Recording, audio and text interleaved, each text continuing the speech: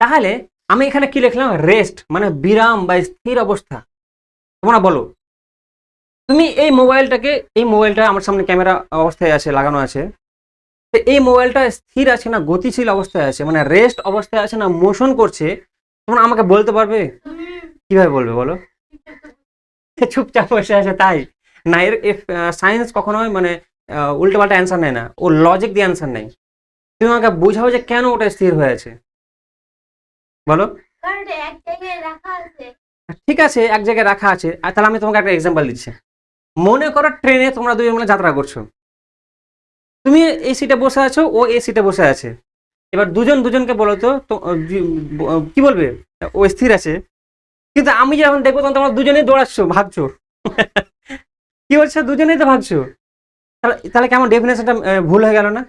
তারপর নিশ্চয় কোনো একটা লজিক আছে ডেফিনেশনের, যেটাতে আমরা কি বলতে পারবো যে এক্স্যাক্টলি একদম কারেক্ট অ্যান্সার। আমি তোমাকে বলেছিলাম না যে তোমরা 5 মিনিটের মধ্যে তোমরা ডেফিনেশন দিতে পারবে, এবং আমি গ্যারান্টি দিয়েছিলাম। এবং থামো না, আর 5 মিনিট দাঁড়াও, একদম পারফেক্টলি যে কোনো বই থেকে ভালো ডেফিনেশন দিতে পারবে, আমি গ্যারান্টি দিচ্ছি। দেখো, তাহলে কোনো বস্তু রেস্ট নাকি মোশন অবস্থায় আছে, সেটা কি জন্য কিভাবে বুঝবো আমরা?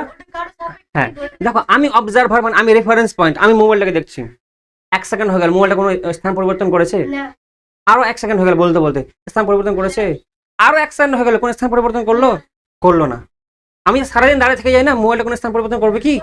করবে না। দেখো, লজিক খোঁজো। কটা জিনিস আমি নিলাম, একটা হলো অবজারভার বা রেফারেন্স পয়েন্ট, তাই তো? আমি যেহেতু জীবিত, তাই আমি রেফারেন্স পয়েন্ট না হয়ে কি হয়ে গেলাম, অবজারভার হয়ে গেলাম। আর একটা কি জিনিস উল্লেখ করলাম, সময়। ভুল করবে না কখনোই। কি জিনিস উল্লেখ করলাম? সময় বা টাইম। ঠিক আছে, ভালো করে ডেফিনেশনটাকে বুঝো আগে। আমি কি বললাম, আমি অবজারভার, 1 সেকেন্ড করার সময় দেখছি মোবাইলটা কোনো স্থান পরিবর্তনই করছে না, ওখানকার জড় গেড়ে বসে আছে। ওই করছে কি? করছে না। তার মানে যদি কোনো বস্তু কোনো রেফারেন্স পয়েন্টের সাপেক্ষে বা অবজারভারের সাপেক্ষে এবং সময়ের সাপেক্ষে, কি বললাম, যদি কোনো বস্তু অবজারভার এবং সময়ের সাপেক্ষে স্থান পরিবর্তন না করে, তাহলে আমরা কি বলবো, বস্তুটি কি অবস্থাতে আছে? রেস্ট অবস্থাতে আছে। এবার বলো তো, তাহলে মোশন কাকে বলবে? তোমাদের আমি কি বললাম একটু আগে, যে 5 মিনিটের মধ্যে তোমরা মোশনের ডেফিনেশন আমার থেকে বইয়ের থেকে ভালো করে দিবে। বলো, মোশন কাকে বলে? বলো, জোরে জোরে বলো। তাহলে মোশন কাকে বলবে বলো? যখন কোনো বস্তু অবজারভার এবং সময়ের সাপেক্ষে গতি করে তখন তাকে মানে গতি না, মানে স্থান পরিবর্তন করে। আমি তোমাকে বলেছিলাম না যে 5 মিনিট সময় দিলে তোমাদের ডেফিনেশন আমার থেকে ভালো লিখতে পারবে? পারলে কি না? পারলে তো। তাহলে আমি কি বললাম, যদি রেস্ট জানতে পেরে যাই, মানে স্থির অবস্থা কাকে বলে এটা জানতে পেরে যায়, তাহলে তোমার কি পারবে, মোশন কাকে বলে আরামসে জানতে পারবে। কেমন লাগলো ক্লাসটা? ভালো লাগলো না? তাহলে আমি এবার, তোমরা যেহেতু পেরে গেলে, তা সত্ত্বেও আমি একবার মোশনের ডেফিনেশনটা আরো একবার আমি বুঝিয়ে দিচ্ছি, ঠিক আছে? দেখো, তাহলে আমি এখানে কি লিখলাম, মোশন মানে গতি। তাহলে এবার গতির ডেফিনেশন তাহলে কি হবে? কোনো বস্তু গতি করছে কিভাবে বুঝবো আমরা? আমি অবজারভার, ওই যে একটা বাইক দাঁড়িয়ে আছে, দেখো দেখো দেখো, বাইক দাঁড়িয়েছে, দেখো, আমি দেখছি, আমি অবজারভার। 1 সেকেন্ড হয়ে গেল, বাইকটা চলতে শুরু করলো। আর 1 সেকেন্ড হয়ে গেলে বাইকটা এদিকে চলে গেল। আর 1 সেকেন্ড পর বাইকটা ওইদিকে চলে গেল। করতে করতে করতে বাইকটা গায়েব হয়ে গেল। কি হলো?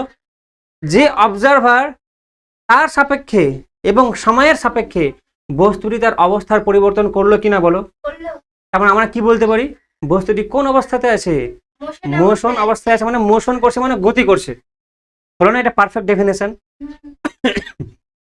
সরি, তাহলে আমরা কি বলতে পারবো, যে অবজারভার এবং সময়ের সাপেক্ষে, দেখো, সময় প্লাস যিনি অবজারভার মানে অন্য কোনো একটা বস্তুর সাপেক্ষে, আমি এখানে লিখে দিচ্ছি অবজারভার, এটা অবজারভার, ঠিক আছে?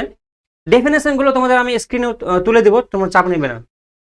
তাহলে কি হলো, সময় এবং অবজারভারের সাপেক্ষে যদি কোনো বস্তু তার স্থান পরিবর্তন করে, তখন আমরা কি বলবো, মানে বস্তুটি মোশন করছে, মানে গতি অবস্থায় আছে। ঠিক আছে, একদম ক্লিয়ার হয়ে গেল।